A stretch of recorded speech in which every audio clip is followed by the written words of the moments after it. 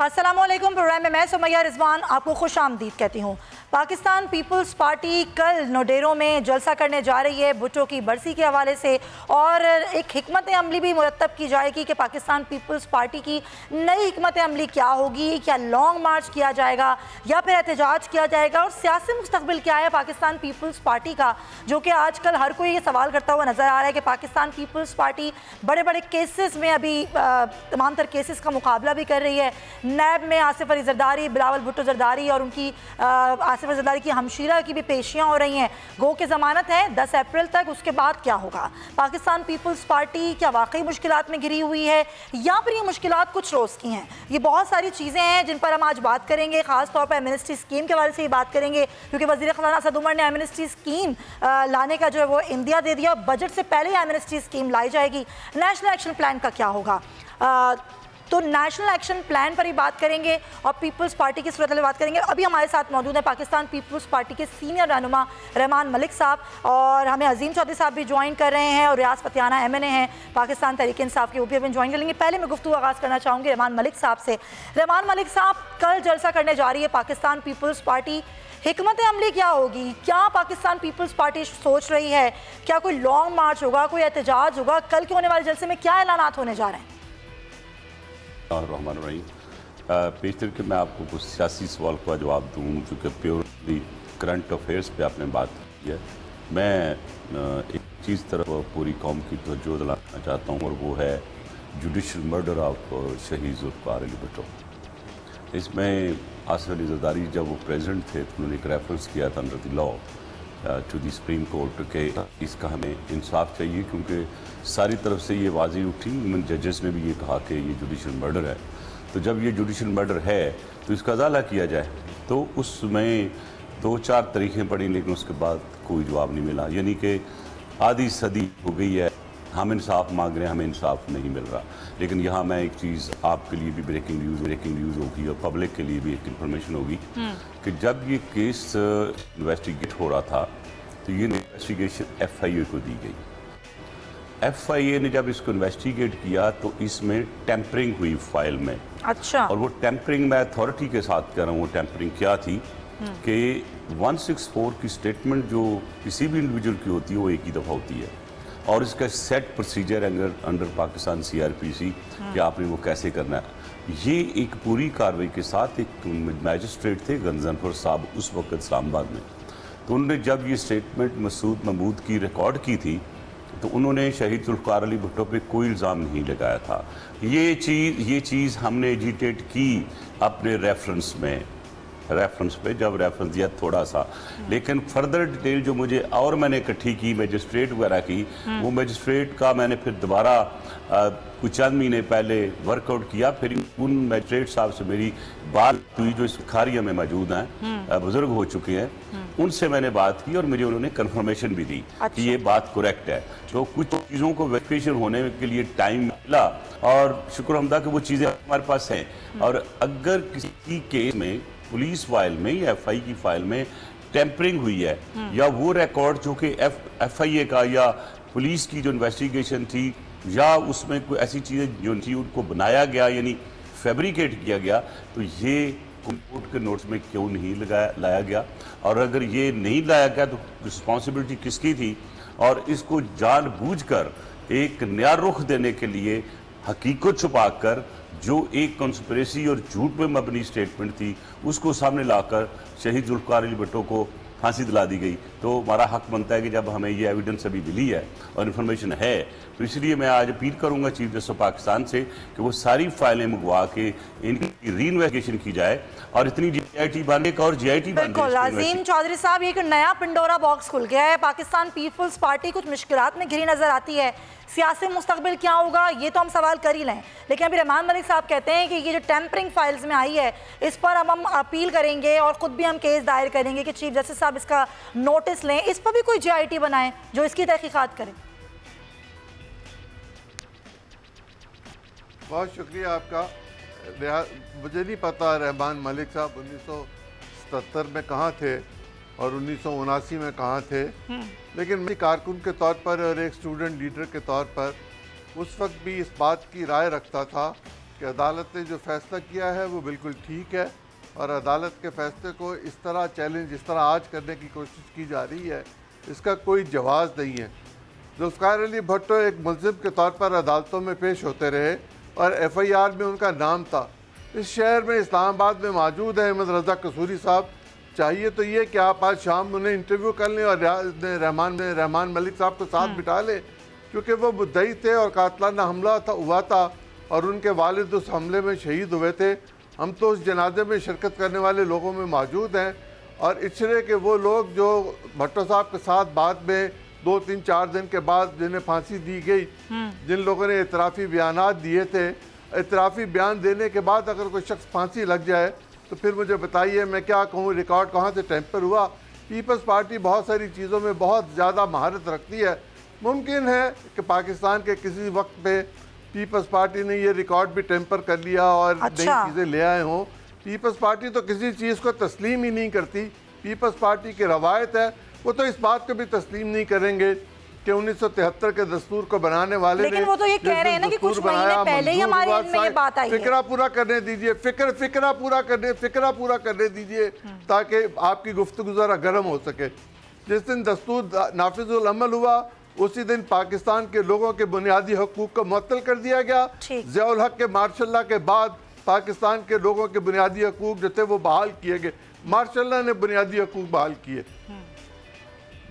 जी, तो मैं यही तो आपसे फरमा रही हूँ सर कि वो ये कह रहे हैं रहमान मलिक साहब कि ये तो हमारे इल्म में आई चंद माह पहले बात है। अब हम इस पर बात करेंगे, इस पर हम काम करेंगे। चंद देखें ना, जब रिकॉर्ड चुका, अभी कल परसों किसी जज साहब ने इस पर तबसरा किया है सुप्रीम कोर्ट के कि हमने ये केस क्यों नहीं सुना, उसको निकाल लें और देख लें किसने कहा। शायद शेख हसबत सईद साहब ने या चीफ जस्टिस ने इस पर बात की है, और इस चीफ जस्टिस से बेहतर तो जो क्रिमिनल केसेस को सुनने वाला जज पाकिस्तान में इस वक्त मौजूद नहीं है। तो लगवा लें ये केस और दूध का दूध पानी का पानी हो जाए, हमारी जान भी छुटे और हम इससे भी जान हमारी छुट जाएगी। ये जो रोज रोज की एक हमारे सर पर मुसीबत ढाई जाती है, शहीद कर दिया, शहीद कर दिया, शहीद कर दिया। जो एक कातिल शख्स था जिसने कत्ल करवाया था, अगर वो फांसी चढ़ गया तो खत्म हुई बात।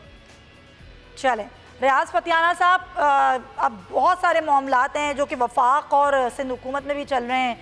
फिर ज़ाहिर बार बार ये भी बात की जाती है पीपल्स पार्टी की जानिब से कि हम तो हुकूमत के ख़िलाफ़ भी एहतजाज करेंगे। अब ये नया पिंडोरा बॉक्स भी खुला है। आप लोगों ने कई मामलात पर अपोजिशन को साथ लेकर चलना है, जिन पर सबसे अहम मामला नेशनल एक्शन प्लान का है।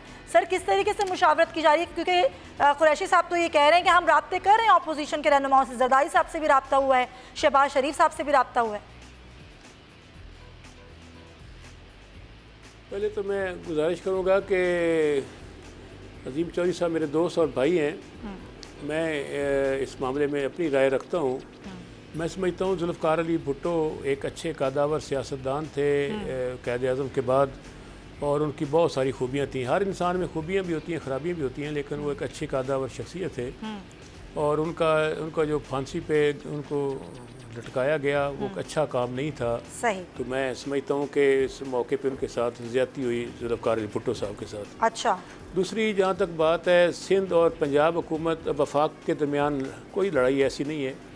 अगरचे जब वज़ीर-ए-आज़म कराची गए हैं तो उन्हें वज़ीर आला को आगे आके रिसीव करना चाहिए था, जो कि नहीं हुआ। अच्छी रवायत नहीं कायम करी पीपल्स पार्टी सिंध हुकूमत की तरफ से, लेकिन बहरहाल इसके बावजूद तो आपको लगता है सिर्फ हुकूमत का कसूर है क्या? वो इजलास जिसमें 162 अरब रुपए के पैकेज का ऐलान किया गया, उसमें वज़ीर आला का मौजूद होना ज़रूरी नहीं था? देखें, गुजारिश ये है कि वफाक की ग्रांट है, वफाक वहाँ खर्च करना चाह रही है, और वफाक MNAs ऑलरेडी रिप्रेजेंट करते हैं वफाक को। आपको पता ही है, वहाँ पे हमारी इत्तेहादी MQM भी है और PM, या फिर ये इसके साथ साथ देखें कि PTI के अपने 14 MNAs कराची से हैं, रिज़र्व सीट पर भी कुछ लोग हमारे हैं। तो ये उसमें उन्होंने एक तरह से वज़ीर-ए-आज़म ने अरकान कौमी असम्बली को एतमाद में लिया है। अच्छा। लेकिन वज़ीर आला साहब तो तशरीफ़ लाए नहीं। अगर वो तशरीफ़ लाते, एयरपोर्ट पर आते, यकीनन वज़ीर-ए-आज़म साहब उनको साथ लेकर उस मीटिंग में जाते और बात आगे करते। अच्छा। दूसरा ये कि वफाक सूबे की महाज राय किसी भी लिहाज से बेहतर नहीं है जमहूरियत के लिए। हम अपोजिशन को साथ लेकर चल रहे हैं। अच्छा। इसकी बड़ा सबूत यह है कि हमारी तरफ से फिर ऑफ़र की गई है कि अपोजिशन हमारे साथ बैठ कर बात करे। सबसे पहले एक पाकिस्तान है, पाकिस्तान के कौमी मामलात पे हमें मुश्तरका लायामल मुरतब करना है। पड़ोसी ममालिक के साथ जो हमारी कशीदगी है, इस पर कौम की यूनिटी ऑलरेडी नज़र आई है। सेनेट और कौमी असम्बली ने मुतफ़क्का करारदादें पास की हैं और आइंदा भी हम तवक्को रखते हैं कि जब पाकिस्तान की सालमियत का मरला आएगा तो अपोजिशन जिम्मेदारी का मुजाहरा करेगी और जिम्मेदारी का मुजाहरा करेगी, क्योंकि हमारी तरफ से तो कोई ज़्यादती नहीं हो रही अपोजिशन के साथ। अगर नैब किसी खिलाफ इक़दाम कर रही है, अदलिया कर रही है, तो उनका अपना फेल है। हमारी तरफ से कोई मुदाखलत कोई ज़्यादती ना हो रही है, ना ही कोई मुदाखलत हो रही है। पॉइंट आज़ाद हैं। अज़ीम चौधरी साहब, ये जो आपस के इख्तलाफात हैं, आपको क्या लग रहा है इसमें नुकसान ज़्यादा किसका हो रहा है? क्योंकि जब नेशनल एक्शन प्लान पर बात करने की बात आती है तो अपोजिशन इजलासों में शरीक नहीं होती है, इजलास का बाइकआउट कर देती है। हुकूमत ताउन कर रही है, क्या अपोजिशन ताउन नहीं कर रही? आपको क्या लग रहा है? देखिए, अगर कोई ऐसा मुल्क हो जिसको दिफाई तौर पर कोई ख़तरात ना हो तो वहाँ पर मजबूत सूबे और कमज़ोर मरकज़ के साथ तो चला जा सकता है। लेकिन हम जो इस जगह पर हैं और जिस तरह भारत के साथ हमारे ताल्लुकात हैं, हम ये अफोर्ड नहीं कर सकते कि हम मरकज़ को कमज़ोर कर दें और सूबों को बहुत मजबूत कर दें। सही मुमकिन है किसी पॉलिटिकल पार्टी की ये राय हो। मेरी 18वीं तरमीम के बारे में ये राय है कि 27 लोगों को इस बात का कोई हक नहीं था कि वो बंद कमरे में बैठकर एक चीज़ को कुरान पर हलफ दे के तय कर लें और लाकर फ्लोर ऑफ द हाउस पेश कर दें और उस पर कोई डिबेट ना हो और पाकिस्तान के कॉन्स्टिट्यूशन में अमेंडमेंट हो जाए। कॉन्स्टिट्यूशनल अमेंडमेंट के लिए बहुत डिबेट की ज़रूरत होती है। जो फादर्स ऑफ द कॉन्स्टिट्यूशन थे, उन्होंने उसका तरीक़ाकार कॉन्स्टिट्यूशन में भी, रूल्स एंड रेगुलेशंस में भी और असेंबली के रूल्स एंड प्रोसीजर में भी तय कर दिया गया हुआ है। अगर उसके मुताबिक चलते तो बहुत अच्छा था। अच्छा, कोई सूबा वफाक के साथ लड़ के अपनी हुकूमत को बचा नहीं सकता और वफाक सूबों के साथ लड़ना नहीं चाहता बिलअमूम। इस वक्त भी ये सूरत हाल नहीं है कि वफाक सूबों के साथ लड़ने की कोई कोशिश कर रहा है। अगर वफाक सूबों के मामलात को NFC में तय करना चाहता है तो NFC का तरीक़ाकार भी पाकिस्तान के आइन के मुताबिक तय कर दिया गया हुआ है। लेकिन 18वीं तरमीम के तहत जो पैसे सूबों को दिए गए हैं, उसकी मौजूदगी में पाकिस्तान का वफाक चल नहीं सकता। पाकिस्तान के वफाक को चलाने के लिए इस पर रिव्यू की ज़रूरत है, भले वो NFC के अवार्ड में कर लें या अदरवाइज़ कर लें। जी चलें, ठीक है, बिल्कुल मफाद ज़रूरी है और मफाद देखना पड़ेगा, दोनों को देखना पड़ेगा। ज़रा महंगाई पर भी मैं बात करूंगी और एमनेस्टी स्कीम के हवाले से बात करूंगी, लेकिन ज़रा रहमान मलिक साहब से पूछ लें। कल इस तरह की खबरें आई कि इंटरपोल ने उवैस मुजफ्फर टिप्पी को गिरफ्तार कर लिया दुबई से। बाद में इन खबरों की तरदीद कर दी गई। रहमान मलिक साहब का इस पर टेक क्या है, पहले वो ले लेते हैं, फिर ज़रा एमनेस्टी स्कीम और महंगाई पर बात करेंगे। जी रहमान मलिक साहब, क्या कहेंगे आप? उवैस मुजफ्फर टिप्पी की जो खबरें कल आई थी कि गिरफ्तार कर लिया गया है, फिर ये खबर वापस हो गई। देखिए जी, मैं तो एक इन्वेस्टिगेटर हूँ और कानून से मेरा बड़ा गहरा तल्लुक है, तो मैं रूल ऑफ लॉ पे बिलीव करता हूँ। अगर किसी ने उनको गिरफ्तार किया था तो 24 घंटे में उनको प्रोड्यूस करना चाहिए। तो अगर उन्हें गिरफ्तार किया तो 24 घंटे में कोर्ट किसी में ले जाएं। अगर वो दुबई में भी गिरफ्तार किया या किसी जगह भी किया है तो एक हैंड आउट तो आ जाता ना कि हाँ फलां वक्त फलां केस में चार्ज करते हुए टिप्पी साहब पेश किया। तो मेरा ख्याल है कि मैं अभी तक समझता हूँ कि बिल्कुल सही। ज़रा हम महंगाई पर भी बात कर लें तो आज भी जो बात हुई है कोर्ट में वो इसी हवाले से हुई है और लाहौर हाई कोर्ट में कहा गया है कि हुकूमत अरबों रुपए वसूल करती है, किसी ना किसी रोज़ मुल्क के सरबराह को बुलाकर, किसी भी मुल्क के सरबराह को बुलाकर अरबों रुपए मांगती है, लेकिन वो अरबों रुपए जाते कहाँ हैं? अरबों डॉलर लेने के बाद भी डॉलर की जो कीमत है वो नीचे जाने के बजाय ऊपर जा रही है, रुपए की कदर गिरती चली जा रही है। कभी पेट्रोल पर टैक्स लगा दिया जाता है तो महंगाई कर दी जाती है। हुकूमत नाम की कोई चीज़ नहीं है, कहना है जस्टिस अमीर भट्टी का। उन्होंने कहा कि डॉलर की कीमत रोज़ बरोज़ बढ़ रही है, लेकिन हुकूमत कहाँ सोई हुई है? डॉलर को रोकने के बजाय हुकूमत हाथ पर हाथ रख के बैठी हुई है। और पहले भी यही सिस्टम था, इतनी ही महंगाई थी और गैर यकीनी की सूरत हाल थी। आवाम महंगाई में अब भी पिस रही है, लेकिन एग्जीक्यूटिव नाम की हमें कोई चीज़ नज़र नहीं आती है। ये लाहौर हाई कोर्ट के जस्टिस अमीर भट्टी साहब के रिमार्क्स हैं। रियाज फतियाना साहब, क्या हुकूमत इतनी बेबस हो गई है कि ना ही महंगाई को रोक पा रही है, ना ही डॉलर की बढ़ती हुई कीमत को रोक पा रही है? देखें, जब हुकूमत में हम लोग आए हैं तो पाकिस्तान का माशी दिवालिया निकल चुका था। 30,000 अरब रुपए का कर्जा था। और बहुत से और सूद पर रोज़ाना 6 अरब रुपया में पे बैक करना पड़ रहा है। और आप देखें कि गवर्नेंस इंतहाई नाकस, करप्शन हर जगह पे, और लूट मार का समा था। पाकिस्तान की इकॉनमी को बिल्कुल लूटा गया था। एक्सपोर्ट हमारी कम थी, इंपोर्ट हमारी ज़्यादा थी। बाहर से बैरून मुल्क पाकिस्तान का एतमाद मजरू होने की बिना पे पैसा नहीं आ रहा था। फॉरेन इन्वेस्टमेंट रुकी हुई थी। इन हालात में हुकूमत संभाली है PTI ने, और आज हालत ये है कि माशाल्लाह पहले से हालात बहुत बेहतर हैं। फॉरेन पॉलिसी हमारी पहले से बेहतर है, तल्लुकात हमारे बैरून मुल्क से बेहतर हुए हैं। पाकिस्तान का डिफेंस मजबूत हाथों में है, इसका झलक आपने देखी। लेकिन सर महंगाई ने तो आवाम का जीना मुहाल कर दिया है। आई हुई है। अभी एक नया बजट भी नहीं आया, रमजान में बजट आ जाएगा, क्या हाल होगा उसके बाद? मैं अर्ज़ करूँ, आपकी बात दुरुस्त है कि कुछ हद तक महंगाई में इजाफा हुआ है। उसकी वजह शायद ये है कि डॉलर की कीमत ऊपर जाने से, क्योंकि हमारी मेशत खोखली हो चुकी थी, उससे उसकी बिना पे डॉलर महंगा हुआ है। उससे हमारी इंपोर्ट्स पर असर पड़ा है, तेल महंगा हुआ है और बहुत सी चीज़ें महंगी हुई हैं। लेकिन इस पर थोड़ा सा कौम को सब्र करना होगा, थोड़ा सा ये बोझ बर्दाश्त करना होगा, क्योंकि एक मुश्किल वक्त से हम गुजर रहे हैं। पाकिस्तान का मुस्तकबिल बहुत बेहतर है। इंशाल्लाह आप देखेंगे कि पाकिस्तान में खुशहाली का दौरा होगा। यहाँ पे महंगाई में कमी आएगी, लोगों को रोज़गार के मौके मिलेंगे, इन्वेस्टमेंट आना शुरू हो गई है। थोड़ा सा ये मुश्किल वक्त है। अब ये देख लें कि बाज़ का तो बीमारी के इलाज के लिए जब दवाई पी जाती है वो कड़वी होती है, तो कड़वी दवाई पी के लोग तो अभी ये आवाम को कड़वी गोली निगलनी ही पड़ेगी, कड़वा गोंद भरना। ठीक है। तो लेकिन अब देखेंगे वक्त के साथ साथ हालात बेहतरी तरफ जाना शुरू हो गए हैं। और मैशत जो है, तो बैनुल-अक़वामी इदारे भी कह रहे हैं कि पाकिस्तान में ऐसे इशारे आ रहे हैं कि पाकिस्तान की मैशत दुरुस्त सिमत पर चढ़ गई है। जब दुरुस्त सिमत पर चढ़ गई है तब देखेंगे वक्त के साथ साथ हर नया दिन पाकिस्तान। चलें अजीम चौधरी साहब, आप भी ऐसे ही समझते हैं कि आगे आने वाले दिन बड़े बेहतर होंगे? अभी कड़वी गोली है, निगल लें आवाम, बर्दाश्त करें, सब्र करें?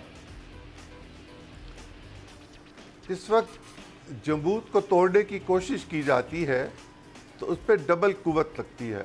70 साल से एक निज़ाम पाकिस्तान में तर्ज हुकूमत जो चल रहा था, PTI की हुकूमत मैं समझता हूँ उसको तोड़ने की कोशिश कर रही है।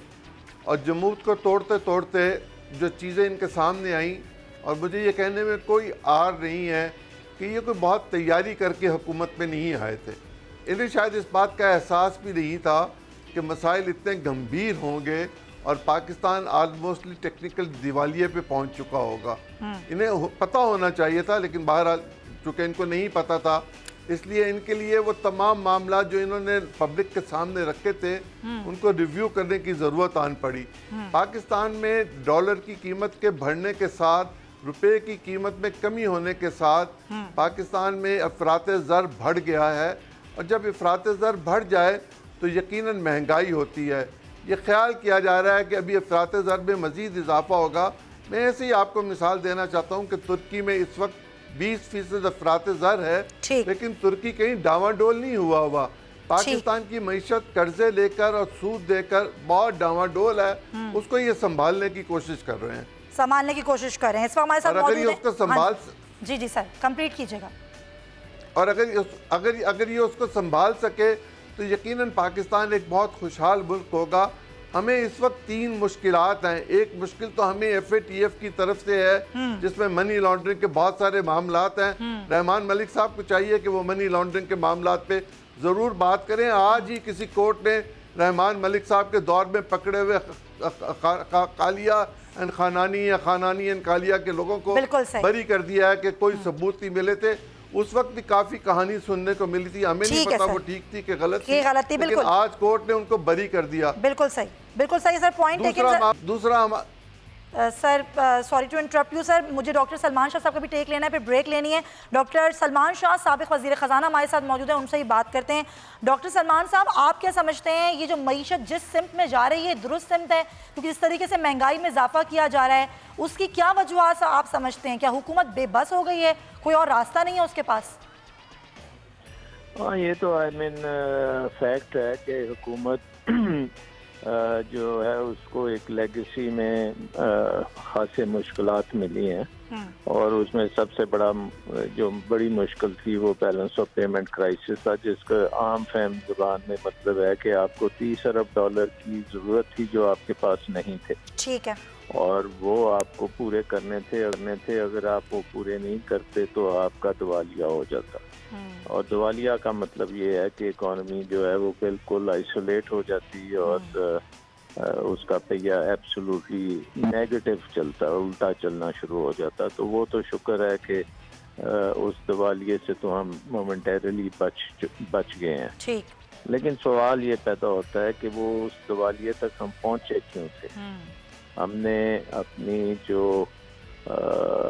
इकॉनमी है उसको क्यों मैनेज ठीक नहीं किया था कि ये इतने बड़े खसारे पैदा हो जाएं।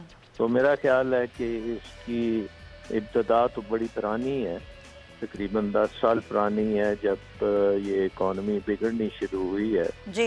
लेकिन पिछला IMF का जो प्रोग्राम था जो 2016 में शायद ख़त्म हुआ था जी, उस वक़्त एक बहुत बड़ी अपॉर्चुनिटी थी कि इस इकॉनमी में हम इस्लाहात कर लें।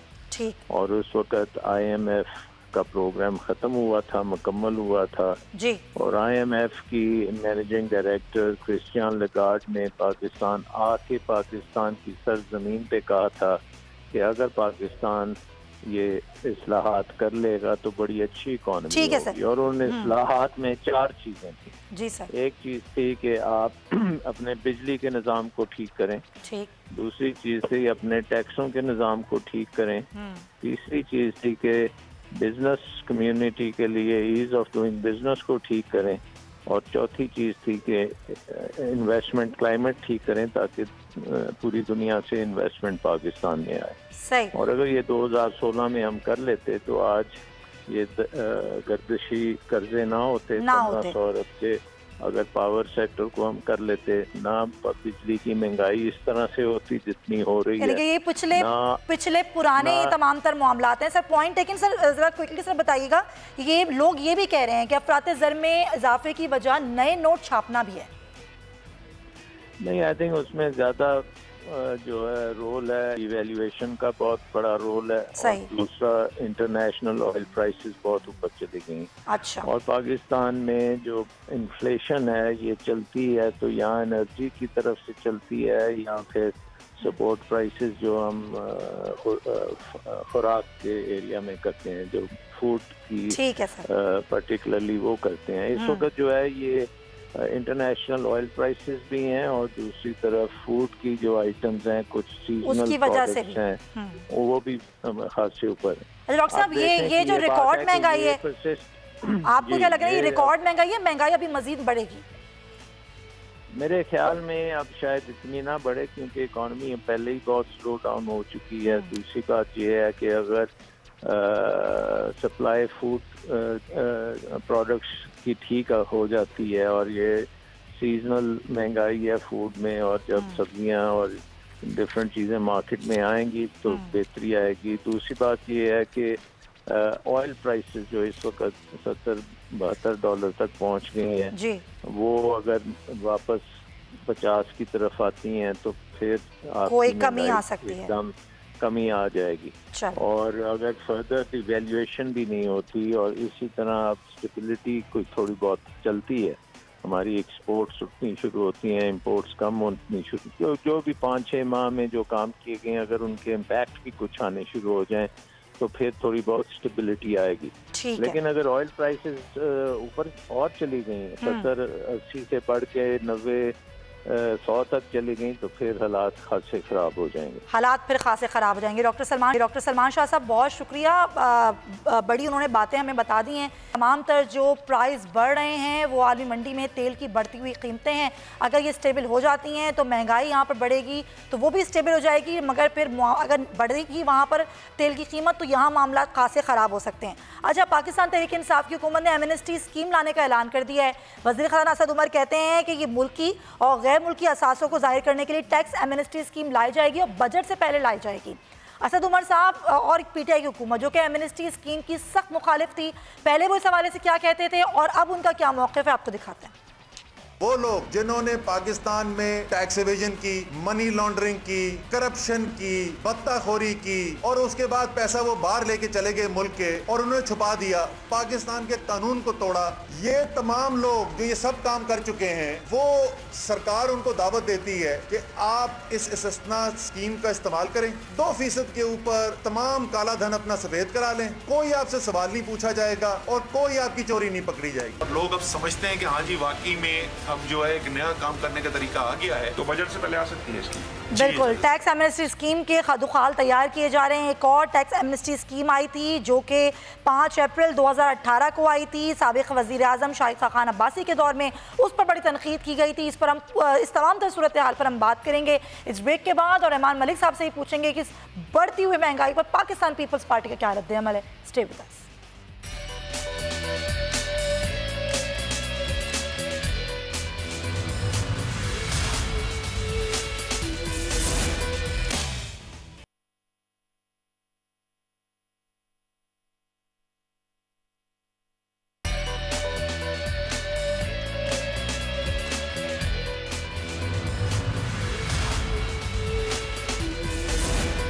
Welcome back to the show. Rehman Malik साहब, बढ़ती हुई महंगाई पर आप क्या कहेंगे? क्योंकि हुकूमत तो यही कहती है, ज़ाहिर पिछले पुराने तमाम तर सूरत हाल थी जो कि इस वक्त की हुकूमत भुगत रही है, तो अभी थोड़ा मुश्किल दौर है, बर्दाश्त तो करना पड़ेगा। आपने क्योंकि महंगाई की बात कर लिया फिर उसको लिंक किया, तो मैं बात उस पर करूँगा ज़रूर। मैं समझ जिस अंदाज से महंगाई बढ़ रही है, देखिए 9.4 हो गई है इन्फ्लेशन इस वक्त। आपका डॉलर 142 पे चला गया और मैंने प्रेडिक्शन दी थी जब 115 था और ये शुरू की हुकूमत थी पीटीआई की, और मैंने कहा था कि इसको संभाल लें, ये बहुत बढ़ेगा और ये एक बम की तरह गिरेगा और ये बहुत हो सकता है 140 से भी ऊपर जाए। हुआ। अब मैं किसी को डरा नहीं रहा हूँ, मैंने जो अभी तक स्टडी की है उसके बेसिस पे ये कह सकता हूँ कि ये 150 के ऊपर जाएगा। क्यों? क्योंकि IMF ने बड़ी सख्त टर्म्स एंड कंडीशन रखी है और अभी हुकूमत ने एक फैसला किया कि डॉलर को ऊपर नीचे रखने के लिए अब एक कमेटी बनाई जाएगी। मैं ये कहता हूँ कि डॉलर तो आपको फ्लोटिंग है, करेंसी जो है पाकिस्तान की करेंसी जो है वो डॉलर के अगेंस्ट फ्री फ्लोटिंग है, तो उसको तो फिक्स नहीं कर सकते। हालांकि हम सबको पता है कि मिनिस्ट्री ऑफ फाइनेंस है वो इसको फिक्स करती है, हालांकि वो जो हमारे एग्रीमेंट्स हैं, ये हमारी कमिटमेंट्स उसके बिल्कुल बरखिलाफ है। अभी मेरे पास एक इंक्वायरी चल रही है जिसमें एक ही वक्त में 20 रुपये नीचे गिरा था डॉलर के अगेंस्ट, और उसमें हमारे पास जो चीज़ें आ रही हैं वो तो बहुत ही हैरानकुन है कि इसमें तो पूरी सिंडिकेट है जो कि अपने अकाउंट्स खोल के पैसे रखती है, फिर बाहर लेके जाती है, इवन गवर्नमेंट को भी वो ब्लैकमेल करते हैं। ये पूरी सिंडिकेट को इंशाल्लाह बहुत जल्द मैं पब्लिक करूँगा, क्योंकि पाकिस्तान की मैशत के साथ जिस तरह खेला जा रहा है, मेरा ख्याल आने वाले वक्त में जो महंगाई का बम है वो सबसे सख्त है। देखिए, एक तरफ हमारे पास हिंदुस्तान ने अटैक करने की कोशिश की, वो बम तो हमारी पाकिस्तान आर्मी ने, एयरफोर्स ने और सारी जो हमारी डिफेंस फोर्सेस उसकी स्ट्रेटजी ने ख़त्म कर दी है। लेकिन ये जो आवाम के ऊपर जो डेली बम गिर रहे हैं महंगाई के, आप पेट्रोल की कीमत देख लें, आप मिनी बजट के बाद 100 चीज़ों में इजाफा हुआ। तो मैं ये समझता हूँ कि आने वाले 3-4 आप क्या समझ रहे हैं कि फाते ज़र में जो इजाफे की वजह भी है कि नए नोट छापे जा रहे हैं, क्योंकि कुछ लोगों का ये भी ख्याल है। हाँ, ये बिल्कुल ठीक कहते हैं, इसलिए कि जब हुकूमत के पास तनख्वाहें देने के लिए और एडमिनिस्ट्रेशन को चलाने के लिए नहीं होती करेंसी अपने वो एक जितनी रिक्वायर्ड अमाउंट है वो नहीं होती, तो फिर हुकूमत नोट छापती है। जब नोट छापती है तो जो इन्फ्लेशन की बात की है मैंने 9.4, वो ज़्यादा नोट छापने की वजह से ज़्यादा बढ़ती है। लेकिन यहाँ पे कर्ज करूँ कि एक गरीब आदमी, एक दफ्तर का ग्रेड 1 या ग्रेड 2 का बंदा, उसकी तनख्वाह 15 से 20 हज़ार से ज़्यादा नहीं है। तो मैं कहता हूँ कि आप ये करें, जो हुकूमत ये करे कि जितने मिनिस्टरों को ट्रायल बेसिस पे 1 महीने के लिए जो छोटे घर में ले जाके, ठीक है, बिल्कुल सही। लेकिन रियाज फतियाना साहब, ये जो एमनेस्टी स्कीम लाने का ऐलान किया वजीर खजाना ने, उस पर ज़ाहिर नून लीग रद्द अमल दे रही है, क्योंकि आप लोगों ने बड़ी उनकी एमनेस्टी स्कीम पर तनकीद की थी। मरियम औरंगज़ेब साहिबा ये कहती हैं कि मुस्लिम लीग नून ने जो एमनेस्टी स्कीम दी थी वो टैक्स चोरों के लिए वो ख़त्म की थी, स्कीम ख़त्म की थी। लेकिन ये जो यू टर्न हुकूमत है वो आपको मुखातिब करके कहती है कि उन्होंने टैक्स चोरी का खुला लाइसेंस दे दिया है। क्या कहेंगे आप इस पर? देखें, नून लीग तो खसियानी बिल्ली खंबा नोचेरी बात है, हर बात में कमी निकालेंगे, कमज़ोरी निकालेंगे, ऐसी बात नहीं। सारा उन्हीं का किया धरा हुआ है। अगर वो मुल्क में करप्शन ना करते, अगर मुल्क में वो अच्छी गवर्नेंस लाते, अगर कर्ज़ों का बोझ न लाते, गैर ज़रूरी मनसूबों पर रकम ना खर्च करते, ह्यूमन डेवलपमेंट, तालीमी इदारे और मेडिकल कॉलेजों और अस्पतालों पे खर्च करते, आज ये मुल्क की हालत ना होती। लेकिन वो तो ये कह रही हैं कि आपकी हुकूमत ने 3,500 अरब पर पहुंचा दिया कर्जा। अभी इतने ही दौर में 70 सालों में जो कर्जा लिया गया था उसमें सबसे ज़्यादा रिकॉर्ड कर्जा अभी लिया गया आपकी हुकूमत में। जो हम कर्जे ले रहे हैं वो कहीं दाएं बाएं खर्च नहीं हो रहे, बल्कि वो सारे पिछले कर्ज़ों की किस्तें भरने पे खर्च हो रहे हैं। अगर हम किस्तें ना अदा करें तो मुल्क दिवालिया हो जाएगा। मजबूरन हमें कर्जे लेकर पिछले कर्ज़ों की किस्तें अदा करनी पड़ रही हैं। दूसरा ये है कि आप देखेंगे हालात तेज़ी की तरफ ठीक होने जा रहे हैं और डॉलर की कीमत ऑब्वियसली बड़ी इसलिए है कि मुल्क की इकॉनमी खोखली थी। जैसे जैसे मुल्क की इकॉनमी ठीक होगी उसी तरह डॉलर की नीचे आना शुरू हो जाएगी और पाकिस्तानी करेंसी मजबूत करेंसी बन के इस खिते में उभरेगी, क्योंकि यहाँ पे इस वक्त ऐसे हालात पैदा हो गए हैं, एक्सपोर्ट में इजाफा हुआ है, इन्वेस्टमेंट में ज़्यादा हो रही है। 10 साल के लिए हमने टैक्स की छूट दी है नई इंडस्ट्री कायम करने पे, जो इंडस्ट्री 31 दिसंबर 2020 तक लगा दी जाएगी। इससे नई इन्वेस्टमेंट आना शुरू हो गई है। प्राइवेटाइजेशन कमीशन भी एक्टिव है। कुछ ऐसी सनतें जिसकी ज़रूरत नहीं है उनको हम प्राइवेटाइज़ कर रहे हैं। हुकूमत अपने आपको खालिस मामलात जो जिनकी ज़रूरत है कौम को वहाँ पे अपना टाइम देना चाहती है। ठीक है सर। और हम कोई फैक्ट्रियाँ लगा के मुल्क को ख़राब नहीं करना चाहते जैसे माजी में हुआ। लेकिन ये बुनियादी बात ये है कि इस वक्त तो पाकिस्तान की इकॉनमी के जो मैनेजर्स हैं वो समझदार हैं और मामलात को की फरासत रखते हैं और मुल्क को आगे की तरफ ले जाना चाहते हैं। थोड़ा सा आवाम को मुश्किल जो पेश चले सर, बिल्कुल सही, बिल्कुल सही, बिल्कुल सही सर। हालात ठीक होने की तरफ चले, हालात ठीक होने की तरफ जा रहे हैं। अजीम चौधरी साहब, ये एमनेस्टी स्कीम जिसको असद उमर साहब और इमरान खान साहब ये कहते थे कि ये जो टैक्स चोर हैं उनके लिए काला कानून है, लेकिन अब असद उमर साहब का मौक़िफ़ तब्दील हो गया है। वो ये कहते हैं कि जो कारोबारी हजरात हैं, जो कारोबारी बरादरी है, वो इस बात पर जोर दे रही है कि एमनेस्टी स्कीम लाई जाए, इसलिए हम ला रहे हैं और बजट से पहले ही ला रहे हैं। आप क्या कहेंगे? मेरी इत्तला के मुताबिक वो लोग जिनके नाम आ रहे हैं पाकिस्तान के मौजूदा टैक्स रेवेन्यू के मामलात को ठीक करते हुए सामने, जिनके पैसे बाहर हैं, जिनकी जायदादें बाहर हैं और जिनके कारोबार पाकिस्तान में हैं, जो पाकिस्तान में रहते हैं, टैक्स नहीं देते हैं तो पूरा नहीं देते और कारोबार में वो बेहतरी करना चाहते हैं, उनका ये इसरार है इस हुकूमत के साथ कि आप हमें एक मौका दे दीजिए कि हम बाहर से पैसे ले आएँ, इसलिए कि अब दुनिया में कहीं भी किसी भी शख्स के छुपे हुए पैसे छुप कर रह नहीं सकेंगे। हम साइन कर चुके हैं दुनिया भर के साथ कि हम इस मालूमात को एक्सचेंज करेंगे और एक्सचेंज के नतीजे में हमें वो तमाम इंफॉर्मेशन मिलनी शुरू हो गई हुई है कि किस किस पाकिस्तानी का किस किस दुनिया के बैंक में और किस किस जगह पर उनके घर हैं या फ्लैट्स हैं या उनके अकाउंट्स हैं। ऐसी सूरत में वो लोग मुजरिम करार पा जाएंगे अगर वो उस सारे निज़ाम का हिस्सा नहीं बनेंगे जो हम कोशिश कर रहे हैं या जो हुकूमत कोशिश कर रही है कि जिस नेट में वो आ जाए। तो कारोबारी तबके और वो लोग, उसके अलावा भी कुछ लोग जिनकी ये ख्वाहिश है कि वो टैक्स देना शुरू कर दें, अगर उनके लिए एक दफ़ा के लिए ये स्कीम दी जा रही है तो इस पर कोई वावेला नहीं करना चाहिए। इसके नतीजे में यानी कि इसका मतलब है ये वक्त की ज़रूरत है और टैक्स जी ज़रूरत है। सही है, तो ये सहूलत भी हो सकती है। फिर आप खुद कह रहे हैं उन लोगों के लिए सहूलत भी है ताकि वो आके फिर टैक्स नेट में आ जाएं, वो लोग जो टैक्स नेट में नहीं है। जी जी बिल्कुल, हम टैक्स का दायरा वसी करना चाहते हैं ना। पहले कम लोग टैक्स देते थे, जब इससे निचली सतह तक बहुत बड़ा एरिया जो है बहुत सारे लोग टैक्स देने में आ जाएंगे, सिस्टम में आ जाएंगे। जब सिस्टम में आएंगे तो फिर अल्टीमेटली उन्हें टैक्स पे करना होगा। चलिए ठीक है सर, इंशाल्लाह। लेकिन वो लोग जिनके पास बड़ी गाड़ियां हैं, बड़ी कोठियां हैं, वो टैक्स नहीं देते। जिन लोगों के पास इस तरह के बहुत सारे मामलात हैं, एक बात मैं आपके तवज्जुह से पूरी कौम को बताना चाहता हूँ कि जो हमारा शनाख्ती कार्ड है इस पर हमारी तमाम मालूमात अब इकट्ठी हो चुकी हुई हैं और नादरा इस पर मजीद काम कर रहा है। नादरा और FBI मिल के उन तमाम चीज़ों को सामने लाने की कोशिश करेंगे और कर रहे हैं। उन्होंने प्रोग्राम तरतीब दे दिया है, डाटा इकट्ठा करना शुरू कर दिया है, डाटा इकट्ठा हो चुका है, ठीक है, वो पब्लिक हो जाएगा। पब्लिक होगा तो फिर लोगों की उनकी बहुत रसवाई होगी जो टैक्स नहीं देते, तो वो अपने आप को बचाना चाहते हैं, बाइज्जत रहना चाहते हैं, तो लोगों को बाइज्जत रहने का एक तो फिर टैक्स अदा दिया जाए और उसके बाद जो उस काबू में आए, जी बिल्कुल टैक्स अदा करे। चलें, बिल्कुल, बहुत बहुत शुक्रिया। हाँ जी, काबू में नहीं आएगा, बाद में पकड़ा जाएगा, वो पकड़ा जाएगा, बिल्कुल, उसके साथ कोई रियायत नहीं करेगी हुकूमत, और हुकूमत ये कह चुकी है। बहुत बहुत शुक्रिया अजीम चौधरी साहब आपका भी, रियाज फतेहाना साहब आपका भी। रहमान मलिक, अब ये आखिरी 2 सवाल मैं करना चाहती हूँ रहमान मलिक साहब आपसे।